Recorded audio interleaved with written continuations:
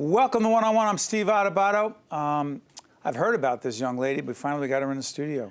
She's Rhenotha Whitaker. Yes. Who is a blogger, and it says media personality, but she is so much more than that. How you doing? I am well today. Thank you so much for having me.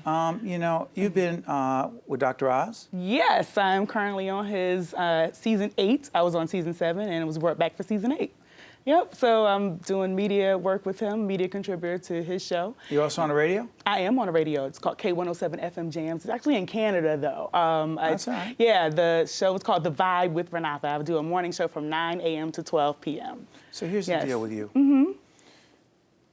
From what I read about you, you have this incredibly positive attitude. You got a great life story. You've overcome, let's just say, a few things in your life. Okay. And you're a role model for a lot of people. Yes. Describe your life growing up as a kid. So, you know, growing up as a kid, Where? I was in Newark, New Jersey, of course. I am from Newark, New Jersey, born and raised. Brick City. Brick City, yes. We grew up on 9th Street, then moved to 12th Street, and high school, and throughout the rest was the Weequahic section, of course. Yeah. And, well, not of course, but I went to Weequahic High School. And growing up, of course, you know, not of course, but my mom, you know, she was disabled, so we grew up on welfare. But she always told us that, you know, you can do anything you want to do if you put your mind to it. And that was the moniker that I took. I wanted to make sure that I had the will to do better in this life, and that's exactly what I did. Yes. When did you know, as a student of leadership, I think I have a pretty good sense of who's walking around with it, the gift. When did you know you have the gift? Oh, wow, when I was about 8. What is the gift? Yeah, when I was about 8 years old, I knew I was destined for greatness, if you will. Yes, that's what I have everyone on all of my websites, you know, just child of God and destined for greatness. I was about 8 years old. I knew that I was different, and I knew that, you know, just because my last name has a W doesn't mean I have to be at the end of the line. I was always at the front of the line, even at 8 years old. So at every graduation, I was at the front of the line. Why? Because I was salutatorian at 8th grade graduation, number 5 in high school, and I sang at my college graduation at Drew University. And, you know, I just told myself that, you know, there has got to be more than this, more than the hood. More. So, yes. But you see, the other thing I read about you, what you're going to share with folks now, is your own personal wellness journey. Yes. Talk about that. So, you know, I've always been a big girl all my life. And why I said 8 years old is because I was tall. So when I was in the third grade. You're about 6 feet tall. I'm 5'11". You're right so there. today I'm about 6'2". I hear you. You got the heels, I'm checking them out. Yeah, I got my good heels on. So I've always been a big person or a full-figured person. And, you know, like I said, I was a tall person at 8 years old. But, you know, of course, when I got older, the weight started to come on, right? So when I turned about 28, I told myself, you know, this just isn't right, you know? However, while I was in, you know, being more than plus size, I always knew I was fabulous. Even at, hold on 1 second. Yes. Do you not want me to say the weight? Go ahead. Because I read My highest weight? Yeah. Oh, 345 pounds. And you felt what at that time? Yes. Oh, I was fabulous. Absolutely fabulous. At 345? At 345. You still knew? Yes, You got to talk to me because I was fabulous. I'm gaining the extra 5 pounds and I'm like, you're a loser. So you got to share now what the secret Well, is. see, you know, when you have a positive outlook on things, Go ahead. you know, your weight doesn't bother you. You know, when you always have to walk in a room as if you are the it. And at 345, that's how I rolled. That's how I, you know, just presented myself. And as a matter of fact, no one actually ever knew that I was 345 either because I didn't look it because I was so tall. Right. So, you know, I knew how to wear it. I knew how to wear my weight, and I didn't really have what I call Go ahead. fat girl features. Fat girl features. Yes. Yes. You know, the hanging skin and, you know, the rubbing thighs and all that kind of stuff. I knew how to wear 345. But at the end of the day, 345 was not going to work when it came to my health. So you said? So I told myself, if I don't want to be diabetic, I need to get this weight off. If I don't want to have cardiovascular problems, I need to get this weight off. So that's what I started to do. I started to go on my wellness journey. And right now I am just thriving in it. I started a group called Row Fit 35. What's it called? Row Fit 35. Love it. Yes, Row is clearly is my name, Rhenotha Whitaker. Right. And 35, why? Because at 35 years old, I told myself I didn't want to be obese on the other side of my 30s.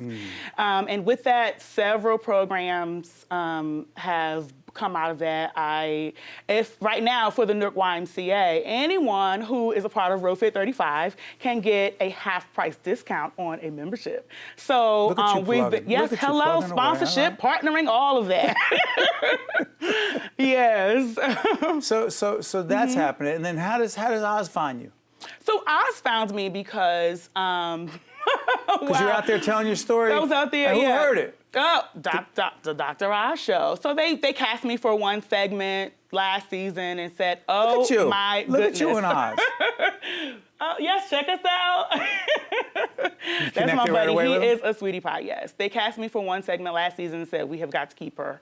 So that's exactly what happened. And this is my second season on the Dr. Oz show. How's it change your life? Oh, immensely. Things, as far as, being able to just get the word out there about obesity and get the word out there about just healthy lifestyle, that is something, invaluable, especially to have that connection to the Dr. Oz show. So here's the deal. A, why don't you have a book out yet? And when's it coming? I'm just asking. Almost there. All Don't right. you worry. Second, B, Yes.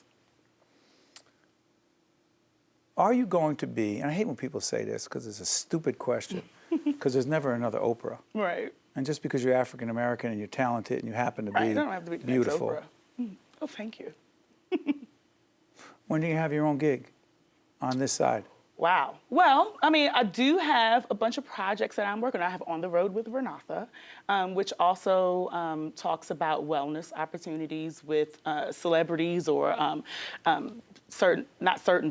different politicians and members of the community, You should so be we can doing get this. the word out. You should be doing Oh, this. you're such a blessing. No, I'm serious. We're Like, working you on know it. that Definitely working on it. Because here's the thing.